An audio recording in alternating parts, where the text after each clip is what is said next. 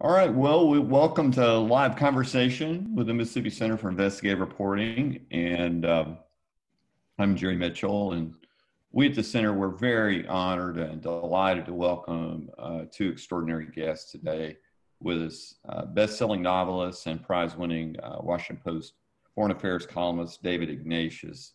And of course, our interviewer, a good friend of ours, Law and Crime Network Chief's investigative reporter, Brian Ross. So if you have a question, please do enter it into the chat box on Zoom. If you don't know where that is, that's at the bottom. And we will try to get to it this evening. And we want to thank those of you who have joined us and your generous support really of our investigative reporting makes this possible and allows us to bring you these kinds of events. And so we're very grateful. And our goal, of course, in bringing these events to you is to show how great journalism plays a vital role in our democracy, of course. And now, Brian, over to you. Well, thank you, Jerry. I'm honored to be here tonight on the same program with two of America's great journalists, you, Jerry Mitchell, and David Ignatius. For 4 decades now, Mr. Ignatius has covered Washington and the intelligence community as a reporter, as a columnist, as a novelist, as a TV analyst, and as a librettist, as I'm sure our audience knows, somebody who writes operas and also, we're told, a grandfather. So David, thank you so much for being here. Your 12 novels are read by people like me, journalists, people in the intelligence community, actually as nonfiction. They're so close to what's going on, we have a hard time separating. It's one way you tell a lot of stories under the guise of being a novel. But let's start with the breaking news today. President Trump announced an accord between the United Arab Emirates and Israel. What's the significance of that, and what does it say about President Trump and his foreign policy operation? First, thanks to you, Brian, and to Jerry, and all the people who are involved in the Mississippi Center. It's great to be with you and to think about journalism and issues that we care about. Today was one of those days that makes me glad I'm still in the news business, because it's just driven by so you couldn't have imagined when you got up in the morning. I was going to write a column today about Kamala Harris and her extraordinary life story and the way in which that tells us so much about, I think, where this campaign is going to be heading. And around 11:30, I got a message to tune in to a webcast by the UAE's Minister of State for Foreign Affairs. And I thought, geez, what could that be? I hadn't been looking at the internet for a while. And so there was the announcement from the White House by President Trump of this agreement between the United Arab Emirates and Israel to normalize relations. The UAE becomes the 3rd Arab country to do that. Jordan had a peace agreement with Israel in 1994. Egypt famously in the post-Camp David Accords peace agreement in 1979. And I have to be honest, whatever you think about Donald Trump, this is a good thing. The idea of the normalization of relations between the Arab states and Israel has been a dream since Israel was created. It's the right thing for Israel. It's the right thing for the Arabs. And it's a good thing for America. So I was pleased to see it happen. Brian, we can talk about how this came to be, but I think the baseline for people as they think about this should be to put aside whatever we think about the campaign that's going on. We're so overwhelmed by national politics that poisons almost everything we do, and step back a little bit and see this for what it is. And in my judgment, it's a good thing, something we should applaud. This is something that eluded Presidents Bush, Clinton, Obama. President Trump was able to make the announcement today from the White House. How do you think he was able to achieve this? I think this is an interesting story that, as I write in my column that'll be posted shortly, goes back a decade or more. It's been an open secret for people who follow foreign affairs that the UAE and Israel have had extensive quiet, that is to say, secret contacts. I can remember off-the-record interview I was having with an Israeli diplomat at the Munich Security Conference a decade ago, and this person said as we were nearing the end, I have to go. I have to meet the UAE foreign minister. I thought, wow, that's interesting. And this admonition from this official, that's off the record, don't forget. And I can remember, as I write in my column, going to a dinner that was hosted by the UAE's ambassador to Washington at Cafe Milano, which is a famous restaurant in Georgetown. And we're in a private dining room with a State Department official, a bunch of journalists quizzing him. And somebody says, Bibi Netanyahu and his wife are out in the main dining room. So we sent one of our intrepid fellow reporters out to ask Bibi if he'd like to stop by and say hello to the UAE ambassador. And the door opens and there's Prime Minister Netanyahu and his wife, Sarah. And they say, hello, Yusuf. Yusuf Oteiba was the host of this event.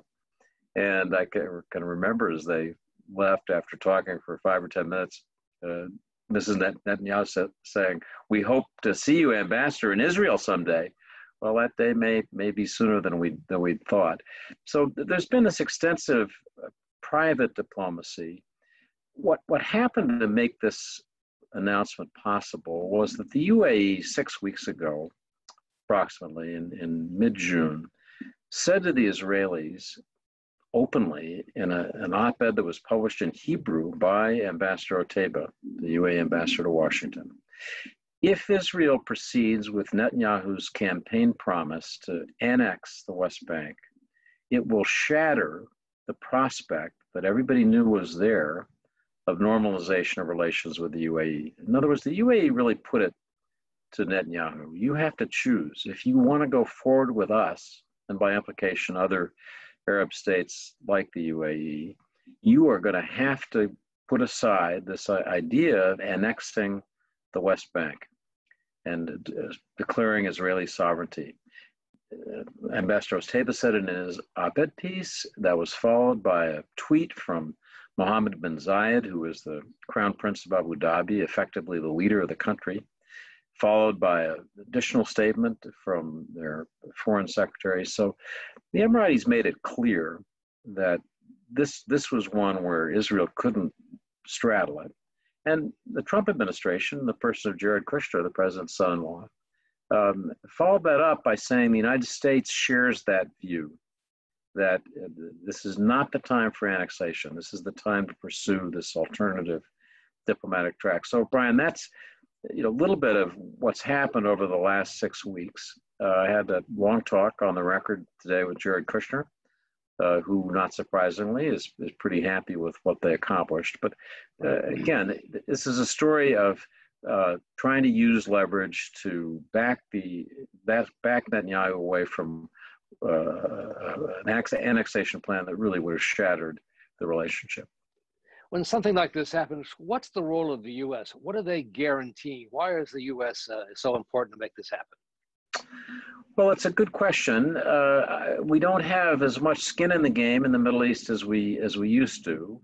I think it's fair to say that our role as really the principal security ally and partner of both the UAE and Israel matters. In this case, what the UAE and Israel have in common, that's a driver behind this story, is their shared antipathy to Iran.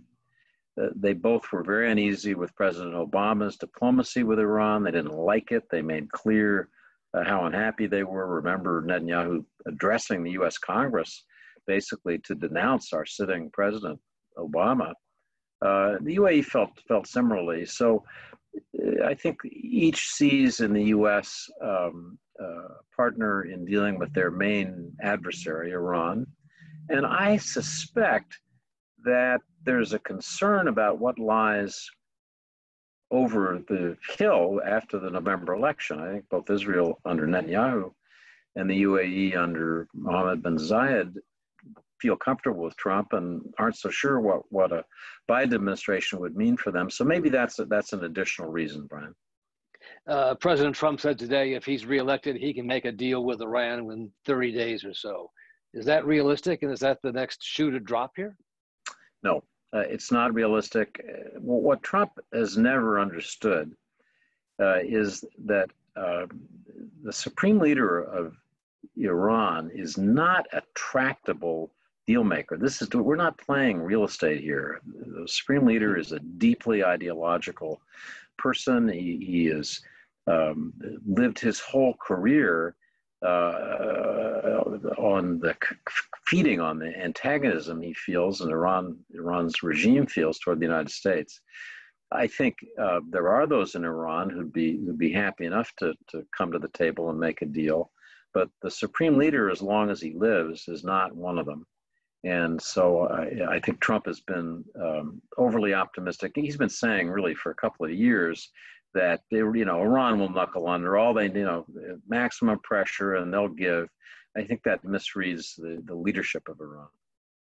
You're calling this really a big foreign policy success for the Trump administration. What's the overall report card for this administration in dealing with foreign affairs? I'd say fair to poor. The United States' greatest asset in foreign policy has been its list of allies. Our prospective adversaries, China and Russia, really don't have many friends. The United States has been blessed with having wonderful allies. European countries that we were linked with through NATO, strong alliance that endured, you could argue, won the Cold War against the Soviet Union. We have great allies in Asia. Japan has been a steadfast, solid ally. South Korea, Singapore to a large extent, certainly Australia, increasingly India. And I think the Trump administration has seen alliance politics in transactional terms. The president always wants to get paid for American assistance. He's always beating up on Germany. Why don't you pay more for NATO? He's moving troops out of Germany. So I think Trump has let this key element of our security, our alliance relationships, deteriorate, and that's a negative. I also think that he had this idea that disrupting existing diplomatic relations, North Korea is the best example, having this flamboyant public diplomacy with Kim Jong-un, the leader of North Korea, would produce results. It hasn't. And most of the accounts for the Trump administration don't show much positive gain. This Middle East breakthrough, and I'm going to call it that, is I think, an unusual but still noteworthy success. You wrote this week in the Washington Post that Vladimir Putin is reckless because we allow him to be. What does that mean, and how reckless is he? Well, he's reckless in the sense that he allows his intelligence services, especially the military intelligence service, known as the GRU, to conduct operations that are just outside the norms even of how intelligence services operate. The GRU has, just to go down a brief list, poisoned a Bulgarian arms dealer that it saw as an enemy, according to extensive reporting that's been done in Britain by a terrific organization that your investigative reporting colleagues should, I'm sure, know, called Bellingcat. There's clear evidence that the GRU was behind an attempted coup in Montenegro in 2016. Robert Mueller, our special counsel, provided extensive, detailed evidence in his report about GRU and Russian activities to destabilize our 2016 election. I mean, President Trump sometimes talks as if that's a matter in doubt. It isn't. It's a matter of detailed public record, as reported by Mueller and confirmed by partisan committees. And then there's the really shocking example of the GRU seeking to assassinate a Russian intelligence defector named Sergei Skripal in Salisbury, England. And then the final thing that should worry us and should underline this idea of recklessness is the intelligence that was gathered that the Russians, through the GRU, offered bounties to Taliban fighters to kill American and coalition troops in Afghanistan. I wrote this week, Brian, as you may have seen, that there is evidence, I described as forensic evidence, I'll leave it there for the moment, that links the people who conducted that bounty operation for the GRU to the people who attempted the assassination of the Russian defector Skripal in Salisbury. That's pretty damning. So this chain of activities by Putin and his intelligence officers happens because, as I said in the column, because we have not drawn a firm line. Putin, I think, tests the limits. When he finds limits, he tends to pull back. We've seen some of that, but in this case, why it's so disturbing that President Trump hasn't called him out on any of the things that I mentioned, to my knowledge. It's absent that kind of warning from an American president, he clearly is prepared to keep going. And in your view, why is that? What is his hesitation? So that's one of the great mysteries. I am not somebody who likes conspiracy theories.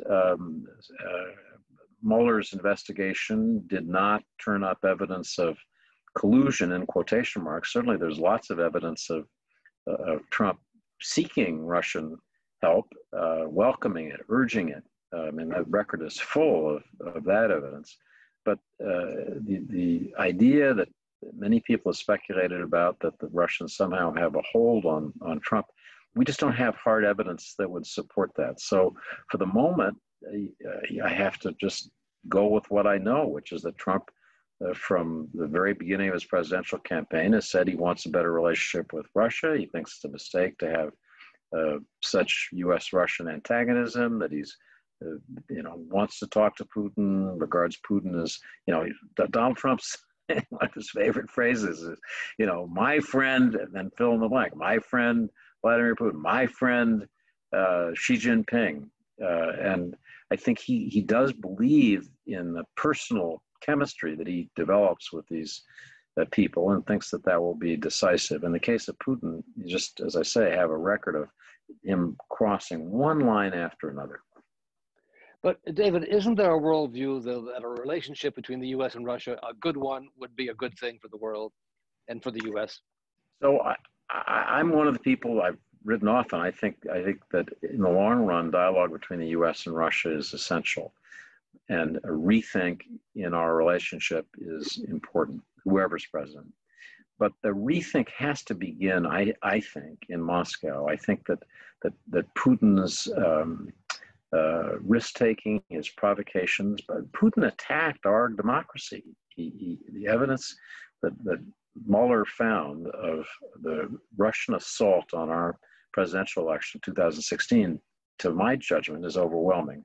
And I think unless and until there's an accounting for that, it's very hard to have a restart. You just can't, that's something you just can't gloss over. I don't think history would judge us well if we didn't demand that the Russians have some kind of moment of accountability. And then we can, I hope, talk and clear the decks and move on. When you read about the Trump and his followers talking about the deep state, corrupt intelligence community, and they even lump you in at one point because you broke the story about the ambassador talking to Michael Flynn.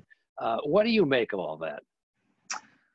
Well, I feel sorry for our intelligence professionals. I feel sorry for the people who are under assault, FBI officers, CIA case officers who are working hard trying to do what they think is the nation's business, being attacked for it. When Trump says the deep state, I think of the institutions that have weight and stability and momentum.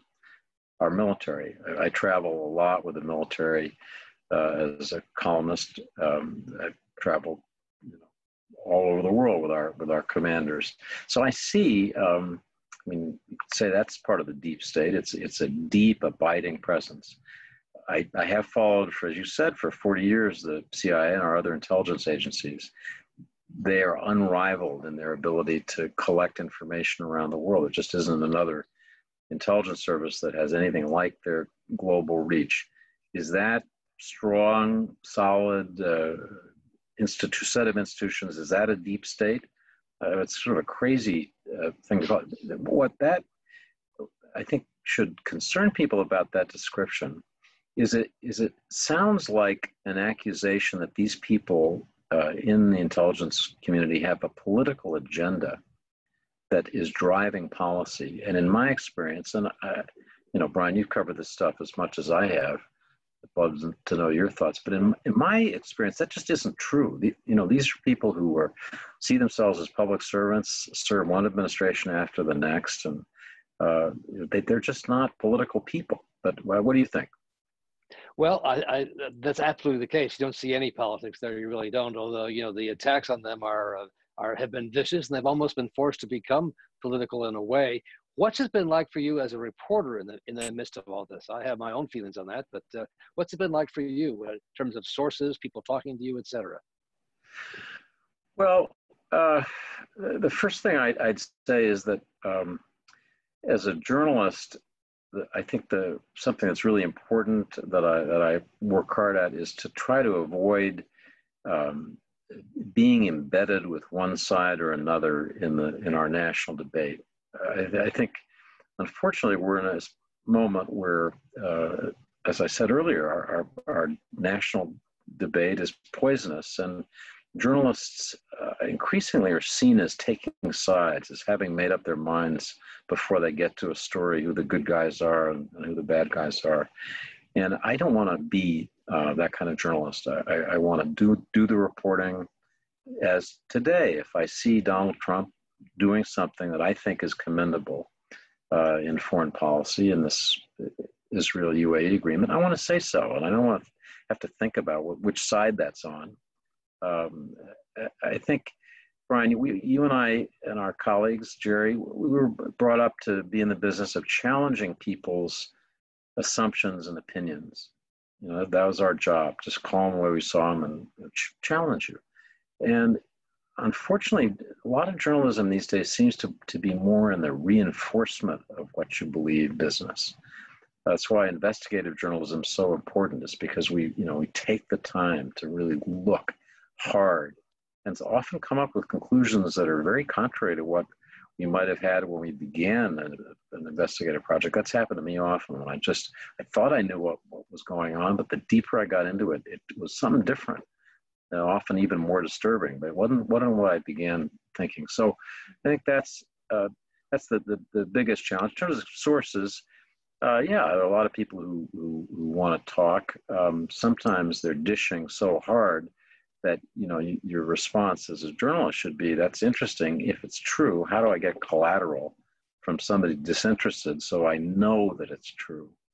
I've had stories that say 6 sources agreed that, so, I used to say to reporters who work for me, I don't care how many sources you have, how do you know that this is true? Know that it's true. So if we get sued, that we'll go into court and win a motion for summary judgment to dismiss any law. How do you know that? And we need to ask that more. Let me pivot and ask you about your decision to begin writing novels going back to the 1980s with Agents of Innocence. They're fiction, but they're read everywhere, including at the CIA, as if they're nonfiction. What was your decision? What was your thinking about that, trying to write a piece of fiction? Better to tell the truth that way?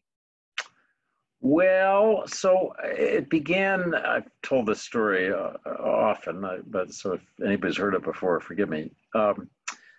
I covered the Middle East for the Wall Street Journal from 1980 to 1983. And when I began that assignment, somebody who had worked in the Carter administration told me that the Israelis had just killed, this was in 1980, our man in the PLO, this person said. So I went off to Beirut with the idea that somehow the United States had its man in an organization that was our leading terrorist adversary at the time. What did that mean? And it didn't take long to figure out who that person had been talking about. His name was Ali Hassan Salameh, and he had indeed been killed. The Israelis made no bones really about it. In 1979, they considered him a terrorist. They linked him to the Munich massacre. So in some way, that person had been involved in intelligence activities with the U.S. So I took 2 years as a reporter trying to unravel what that meant and trying to find sources who knew about it and would tell me about it. And finally published a story on the front page of the Wall Street Journal in February 1983 that told the story of how this man, Abu Hassan is what he was called, had for almost 10 years been an asset of the CIA and had saved thousands of American lives. In April of 1983, I was at the American Embassy in Beirut on a beautiful morning, left my interview with the military attaché about 12:30, got back to my hotel. The loudest explosion I'd ever heard in 3 years of covering war and mayhem in Lebanon and the Middle East happened. It wasn't as loud as the one we just heard 2 weeks ago in Beirut, but it was pretty, and it had just ripped apart the American Embassy, causing a great loss of life, killing every member of the CIA station who was in town that day, including the man who had run this operation that I'd written about in the paper. So it's a long-winded way of getting to the answer to your question. In the aftermath of that bombing, people who'd been part of that operation, Palestinians, Lebanese, other Arabs, needing somebody to talk to, began in effect knocking on my door because they knew that I knew about this because I've been asking questions for 2 years. And I began to just get so much information about it that I had already written a front page story in the paper. What was I going to do with this? I had at that time no imagination that I'd ever be a novelist, but I didn't know what else to do with it. So I began work on a book that was called Agents of Innocence. It was published 4 years after these events in 1987. At the time I said, oh, this is a novel. I was terrified that somebody would come after me. So this is all fiction, but people who knew very well. It was basically all a true story. So that's how I got started. And I just kind of got hooked on seeing things, Brian, and my reporting, the kinds of things that you and I have spent our careers doing, that I could take into a different dimension in my fiction and could find a way to unthread the stories and personalities and issues in a way that it's hard to do as a journalist. Is it more fun than turning out your twice weekly columns? Well, I said at the end of my last novel that when I was a young man in 1987, when this novel, Agents of Innocence, came out and people liked it, that I thought, you're going to have to choose now. You're going to have to decide. You're going to be a novelist. You're going to be a journalist. You got to, it's like fork in the road, David. But I just couldn't. I didn't think I could make a living writing the novels that I wanted to. I just wasn't going to be a Tom Clancy. I just didn't have it in me. And also, I loved my reporting. So I didn't choose, and I haven't chosen to this day. And, the two in my life have been mutually supportive. The journalism helps drive my fiction, the ability to unpack my reporting in fiction feeds back into. So it's ended up working for me. It's one of those moments where you say, when I thought I had to make a choice, I'm glad I didn't. We're about halfway through our conversation. I want to invite our viewers, listeners to join in, to send their own questions. Give us a brief sketch of your latest book, The Paladin. It came out just in the last few months. The Paladin is a story about a CIA officer named Michael Dunn, who is asked by his boss, the chief of operations, to penetrate a quasi-journalistic group run by an American in Europe, which is doing things on the internet that go beyond anything that we've seen. It's not just fake news, but they're creating fake events on the internet. He suspects when he's given this assignment that it's illegal, that you're not allowed, the CIA, to penetrate an American journalistic organization. That is a rule, and it's one that they should have. But he does it anyway because he's a good soldier. So the book opens with him being convicted and sent to prison for a year for violating CIA regulations and lying about it to the FBI. So the book really is his struggle to understand what was going on in this assignment, and why did the CIA throw him overboard? What was motivating that, and what was his own role in his own personal mistakes that contributed to this shattering life experience? I mean, his career is destroyed, his marriage, his wife leaves him, his family's destroyed. It's just so that's what I was working with. I'd say one more thing about this book. My hero, Michael Dunn, is from the kind of busted out Rust Belt America that elected Donald Trump. He's from a town called McKeesport, Pennsylvania.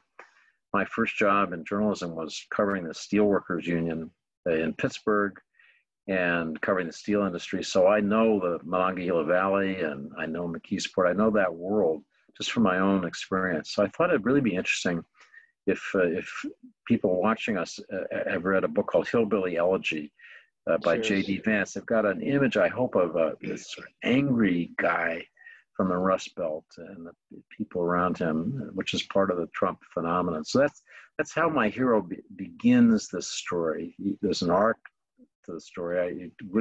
He may start off as a Trump voter. He doesn't end up as one. But anyway, those are the things I was trying to play with in the Paladin. And were you borrowing from a real life to get a sense of people whose careers collapsed, went down in flames in the intelligence community? So, as you know, Brian, there's a generation that was involved in counterterrorism missions for the agency. Again, when we were all, just determined to go after Al Qaeda and Osama bin Laden, who felt that they were asked to do things by the country with legal authority from the Justice Department, with congressional briefing, and then they ended up torturing people. Let's be blunt about it. But they felt that they were doing what they had been told to do. And so there is, I think, in that generation, for one thing, the CIA would love to just be out of the counterterrorism business, I think, get back to doing what they were born to do. But there is a sense of people feeling that our country writes checks that it isn't prepared to cash, and that the CIA intelligence agencies are left holding the bag. So yeah, I've heard that from a lot of people. The other thing that's real in the book is where technology is going. The CIA rightly spends a lot of time thinking about the technology that's popularly known as deep fakes, which is this ability to create sound and imagery so that you can appear to have a video of Barack Obama, Donald Trump, Ali Khamenei, pick your leader, saying things that they didn't actually say. And the technology's gotten so good, the ability to using AI, basically running two neural networks against each other, fake and then detect fake, and just gets better and better, harder and harder to detect the fake. That's out there. It's going to hit our politics. It could be out there right now. We don't even know about it, but that's a part that's real. And I hope readers of the novel will think carefully about how we, as a country, how we as individuals protect ourselves against that ability to manipulate and deceive us. Well, it's a big issue. What should social media do about messages that are fake? Have you seen actually some of these deep fakes that have persuaded you that at first they thought they were real? So I haven't seen any that are not that are truly across the frontier.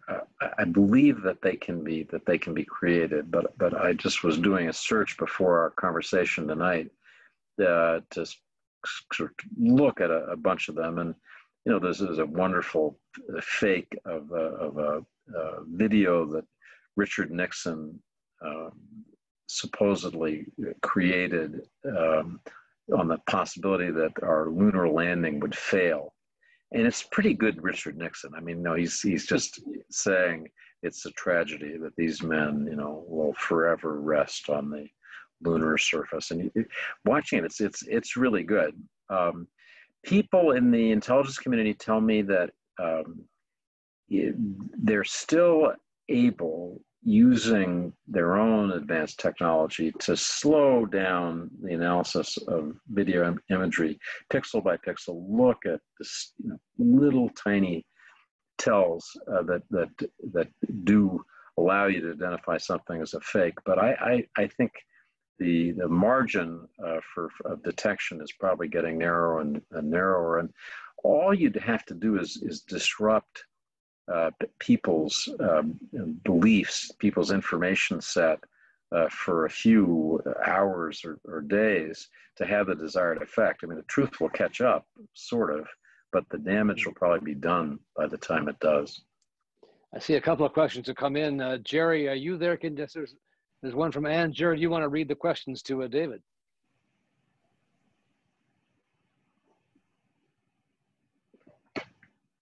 And Jerry is okay. muted. I'm here. Sorry, I was let's see here. Well, I was trying to get the chat. Oh, here it is.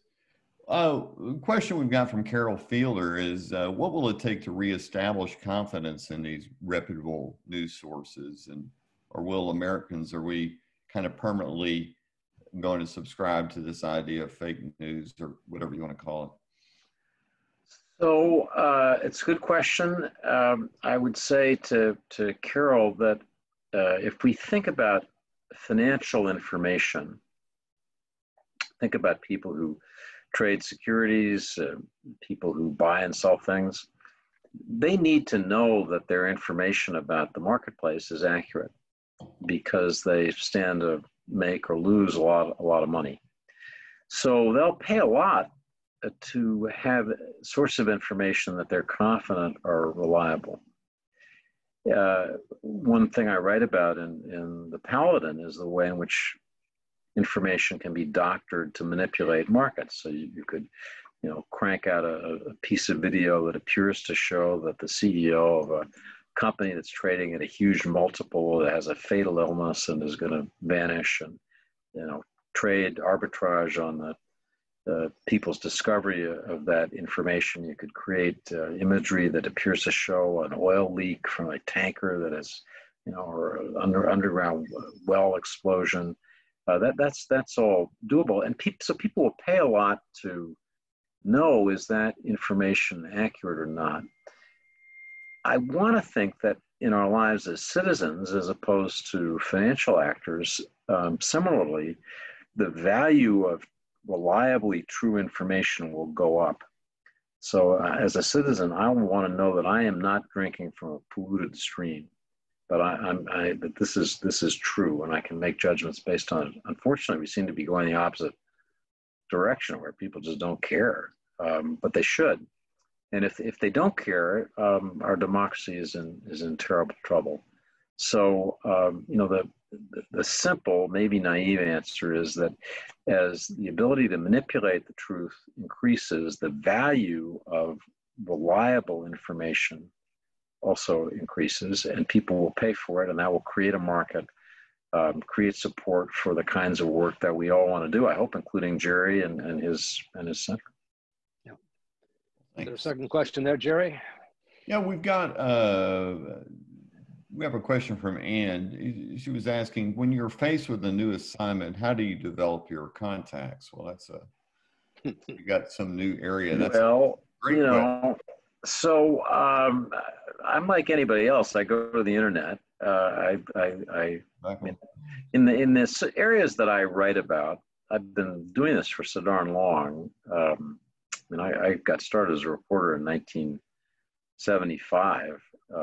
Just an embarrassingly long time ago. And, you know, I try to keep up with the sources, contacts I've made. So, you know, if I don't know who to go to, I know who to ask who to go to. So that's how I begin most work. I think, I just add one other thing to my answer to that. I think in in covering any subject, you need to gain people's trust. There are some journalists who are kind of quick hit artists, and who are playing to one side of the audience. And so, if you're playing at one team, the fact that the other team says it was false, you don't care. So I think I like dealing with people who I know that I'm going to have to look them in the eye the day after the story appears. Because, I mean, I've been doing this almost 50 years. I hope to do it not another 50, but for a good while longer. So I don't want to poison my reputation by a cheap shot or a quick hit. And I want the next person I call up, I'm sure, Brian, this is in your experience too. I want the next person I call up to think, well, okay, I've heard that this guy is going to work to get it right. And I think that's basically the thing that we own is the value that attaches to our name and our work, that people think, okay, this person's going to try to get it right. I'll talk to him. David, give me a sense of your own personal news consumption. What do you check out late at night or first thing in the morning? Who do you read or what do you watch? Yeah, so in terms of, I read 3 newspapers every morning, the Post, the New York Times, and the Wall Street Journal. I have my weirdo cultural interests. I did write the libretto for an opera. I follow film and music, and I try to stay up with that often just by reading the New Yorker, other commentary. My father, who's 99 years old, still reads the New York Review of Books, which, if you know it, I mean, you got to be a serious student of life to read. So my father's an inspiration. I wish I could tell you I read that, but I don't. And then I read specialized blogs. If I want to know about North Korea, there's a blog I go to. If I'm working on something involving China, there's a blog that I go to. And then just reporting, just trying to call up people and, what do you hear? What do you know? What's going on? That's often the best way it's the thing that you didn't know you should be asking about is the thing that surfaces in those conversations. Right. You mentioned the Post and the Times and the Journal, of course, but as Jerry has found and the good folks at his center in Mississippi, the local reporting around the country is really stumbled badly. There's just economically and hard times, and there's not a lot of good reporting, which is why the importance of the Mississippi Center for Investigative Reporter and others like that, ProPublica, et cetera. How do you address that? As a country, as a society, how do we address that, you think? Well, I should say to Jerry and to everybody who's listening, the reason I wanted to take part in this is just to be supportive of the Mississippi Center, of reporting on the state and local level. We're not going to know how important it is until we don't have it. Holding people and institutions in power accountable, whether it's at the city, state, level or national level, is crucial. And my fear is that without the mediation that journalists provide, everything's just going to be up for grabs politically. I like to think that state and local politics have not been infected, have not been poisoned in the way that national politics have. But I'm increasingly worried that that's not true. We're just, as a country, we're so spun up. So, I'm glad that Jerry and your colleagues are training people, helping people to understand the satisfactions of this work. I'm lucky that the Washington Post was bought after the Graham family decided to sell it by Jeff Bezos, who I don't think really wanted a whole lot more from the Washington Post, except that it be a strong newspaper. He doesn't get involved in our editorial decisions at all. It's just a nuisance for him to be identified with the Post, causes him. But he's supporting our paper. We're now making money again, as is the New York Times. My hope is that local journalists will find some way that their services are valuable enough to their communities that people will pay money, as what I said earlier, that the truth will be important enough that people will shell out a little bit of money to have it. Good point. We've got about 15 minutes left, so send your questions in for David. David, let me ask you, as the next administration, whether it's another 4 years of Donald Trump or 4 years of Joe Biden and Kamala Harris, what are the challenges and the sort of the requirements of foreign policy for the next 4 years? Well, I begin with what I mentioned earlier. Our alliances are structured through which we exercise power. It needs to be put back together. So we need to do some serious repair work. I don't think that it's possible to, or even desirable to try to recreate the world that existed. We need new models. We learned a lot about the limits of American power. We learned a lot about our sort of ambitious agendas for makeovers around the world, and people are sick of that, and so are Americans.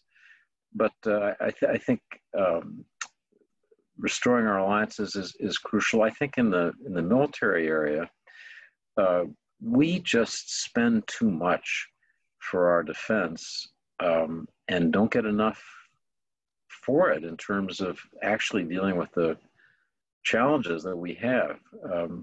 We're in a world where projecting power through aircraft carriers and F-35 fighter jets it's just not worth the kind of money we're spending on it. The challenges that we face are going to be different, and we need to start buying the weapons that we're going to need, that the Chinese and Russians already are focusing on. That's it. Turning that ship around is difficult. I mean, the defense contractors are obviously incredibly powerful, but it's no mystery that the F-35 survives because there's some component of it made in every state in the country. And every congressional district's got a stake in it. And boy, you try to kill one of these programs and you're going to hear about it. So that's become a real interest, passion of mine is trying to help people who want to reform this process. As I say, we spend too much for defense and we don't get enough out of it in terms of what we need. And you've written about the challenges for the U.S. Navy specifically. I have. So I follow the Navy with special interest for one reason, which is that my dad, who I mentioned earlier, is 99, served in the Navy in the Pacific during World War II, fought in the Battle of Leyte Gulf, and much later, became Secretary of the Navy. So I grew up listening to my dad talking about these issues and the Navy's problems. Navy has just had a series of accidents, more than accidents. They're problems that have really rocked that service. So it's a very proud, being a Navy officer or sailor it's a real challenge. Imagine being on a fighting platform that's just tossed by gales and hurricanes. And so the Navy's let the basic skills erode some. The collisions that took place in the Pacific Fleet, where you had ships literally running into other commercial vessels because they weren't being steered properly. Navigation skills, basic seamanship, had been allowed to deteriorate.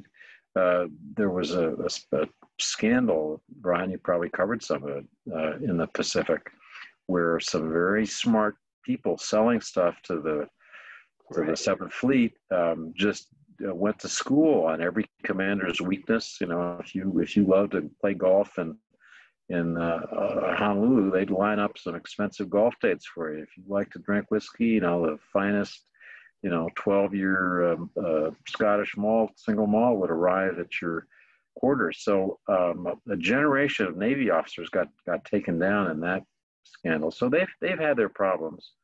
And what I tried to do in this recent reporting was to be as honest as I could about how serious this was, and to say that the Chief of Naval Operations, Admiral Gilday, very likable person, but who's had trouble kind of getting traction, partly because the White House keeps interfering in Navy business, that he needs to really,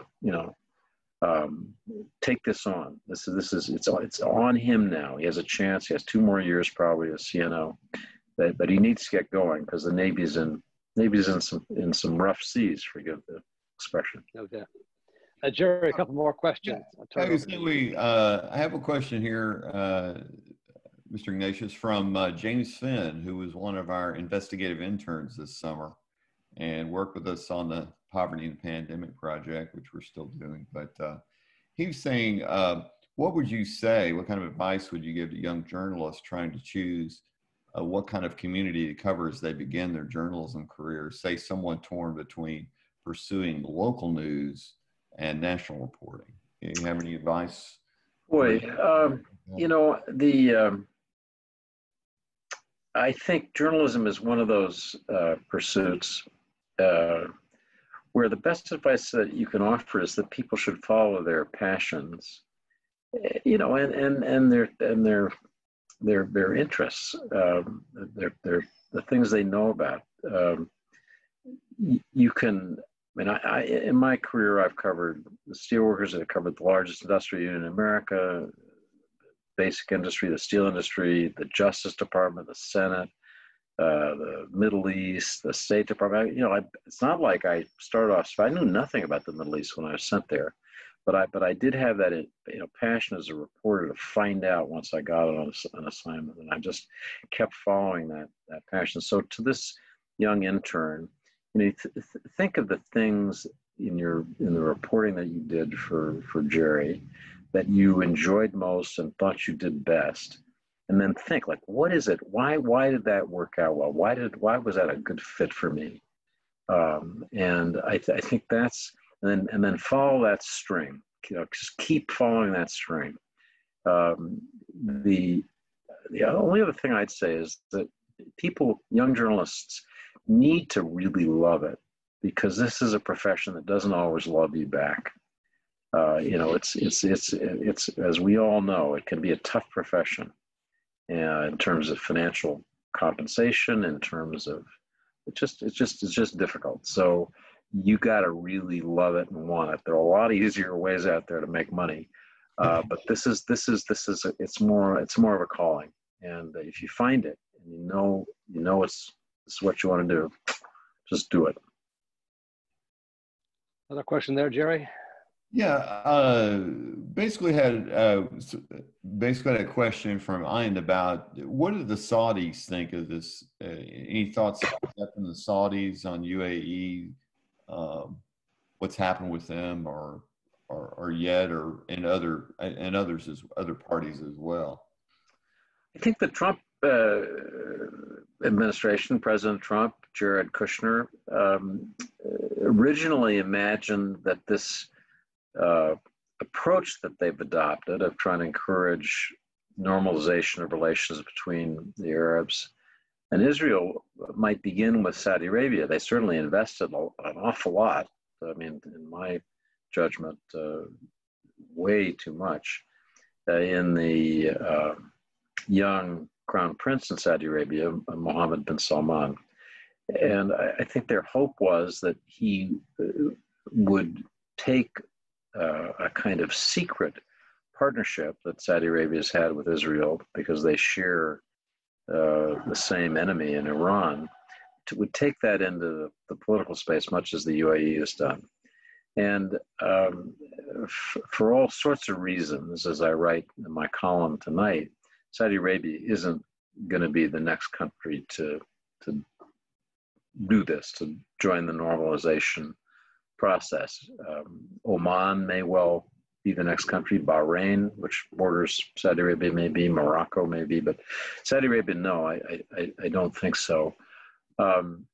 We could talk a lot about Saudi Arabia. Since the murder of my colleague Jamal Khashoggi, who was my friend going back 15 years, I have continued trying to dig as an investigative columnist, I guess, into the roots of the Saudi secret operations group under Mohammed bin Salman, the crown prince, that's responsible for some really terrible things that have happened. And I'm going to keep doing that. Even so, if the Saudis decided they wanted to normalize relationships with Israel, I'd say good. Are they seeking to become a nuclear power? The honest answer is I don't know. You have seen, as others may have, the New York Times reporting that the Chinese have been working with the Saudis to help them create a nuclear reactor and develop a nuclear program. For many, many years, it was thought that the Pakistani nuclear program, which was developed in part with Saudi money, was the sort of Saudi rent-a-bomb, that it would be available to Saudis as a deterrent if they ever needed it. In recent weeks, the relationship between Pakistan and Saudi Arabia has become quite nasty. The Saudi official just today floated something that was sharply critical of the Pakistanis. So the reason for the Saudis to embark on their own is present. I think, one reason that I thought the Iran nuclear agreement was a good thing was that it capped the Iranian nuclear program. In my judgment, I think the argument that it fostered the Iranian nuclear program that the Trump administration pushes is just false. It capped that program for a time, and in so doing, checked the desire of others like the Saudis to have their own nuclear weapons. I think leaving that deal and having, in effect, a restart of the Iranian program is just the worst thing for regional security. I think it's a genuine mistake. You asked earlier, Brian, what I thought my scorecard is for the administration. I think blowing up the Iran nuclear agreement was so short-sighted. It was such an unwise move, and I think has all sorts of knock-on secondary effects, like the Saudi nuclear program with Chinese support. That's the future we open the door to. All right, let me finally end by asking you a question I teed up at the beginning, and that is about your libretto. You wrote the opera based on Machiavelli's The Prince. Are you going to sing the opening number, or perhaps describe what the I certainly won't sing the opening number. Remember, libretto is just words. Music is by others. So this was wonderful creative opportunity for me. I think of myself more and more as a storyteller, and to tell a story through opera is an opportunity to paint on the biggest canvas there is. Funny thing, the opera is, you're allowed to be, almost required to be, sentimental, to engage the big themes of life and love and what is truth. And Machiavelli is such an interesting person to think about. He's famous as the kind of cynical realist. The prince is full of advice about how to tell lies and who to murder and why. But he was an exceedingly complicated person. In his own life, he was a catastrophic failure. The opera opens with him being tortured by the Medici, which was true. He was in Florence. He served the Florentine Republic in that brief period after the fall of the Medici. When the Medici came back, they didn't trust Machiavelli, and he spent his later career. The Prince was an effort to suck up to the Medici family. Wrote it. In truth, the two Medici family members to whom he dedicated it never read it, as near as anybody can tell. It was like, it was only published after he'd been dead 5 years. So he's an interesting story of somebody who I think is one of the great political theorists, political writers ever, but who in his lifetime was as unsuccessful as a person can be. So that's what my opera begins and ends with. And I wish I could say, go to an opera house and listen to it, but I don't think it's likely to be produced anytime soon. But thanks for mentioning it. Yeah. All right. Well, David Ignatius, I want to thank you so much. Journalist, columnist, TV analyst, novelist, and librettist, and grandfather. David, again, thank you, and all Thanks, Brian. around great American. Thank you very much. Well, thank you so much, Mr. Ignatius, for your incredible wisdom and insight into some of these things around the world. Unfortunately, they're so important that sometimes, unfortunately, get pushed out, by the news, some of the news cycles going on now, especially during the presidential year. And thank you, Brian, for your excellent interview and questions. And I wish we could applaud now, but apparently there's no way on this kind of Zoom to applaud, but I'll certainly applaud. And if anyone does have any thoughts or feedback to tonight's session, you can certainly put it in the chat function and we will share those as well. And we want to thank everybody who joined us here today. We hope you'll join us again in September for our event with Bob Woodward, who's going to be talking about his new book on Donald Trump.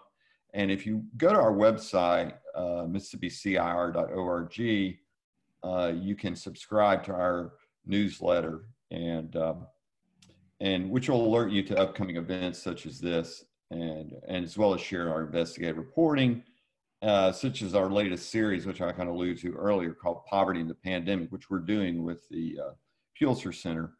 And it's kind of revealing how these underlying woes in our healthcare system have made Mississippi one of the fastest growing states for COVID-19. And in 2013, the Mississippi legislature voted against expanding Medicaid, and 5 rural hospitals in Mississippi have actually closed since then, and nearly 2/3 of those rural hospitals that remain are struggling financially now. And so decisions do have consequences, and we would love to have you as a partner with us, obviously, in this important work. So hope you'll we would love to have you make a tax-deductible donation today to our nonprofit, and it's your support that helps us give a voice to the voiceless in Mississippi and makes programs like today's possible. So thank you again, Mr. Ignatius, for doing this, and we hope you'll join with us with MCIR to help ensure, as he talked about earlier, this kind of accountability, transparency in Mississippi, and it's desperately needed. What the investigative reporting and great journalism really helps to play that role in democracy, and we desperately need it. And we want to thank our MCIR board member and friend, George Haywood, for his help in putting together tonight's event as well. And thank you for that, George. And thanks to Millsaps College, which helped us with this event. And all to you, thank you. Good night, stay safe, and read Mr. Ignatius' new book. So